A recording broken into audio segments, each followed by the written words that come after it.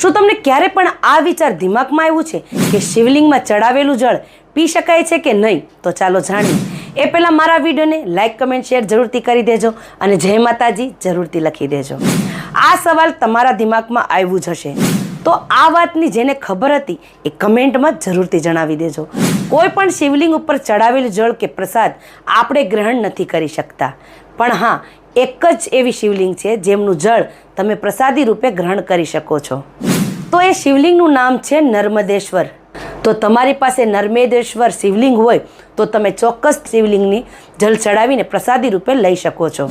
આ જળ પીવાથી તમારા દુઃખ, તણાવ, સમસ્યા, દરેક પ્રકારના કષ્ટ દૂર થઈ જશે। અને હા, કમેન્ટમાં હર હર મહાદેવ જરૂરથી લખી દેજો। અને જો આ માહિતી તમને ખબર હતી તો કમેન્ટમાં જરૂરથી જણાવી દેજો અને મારા વિડીયોને લાઇક, કમેન્ટ જરૂરથી આપી દેજો અને શેર જરૂરથી કરી દેજો।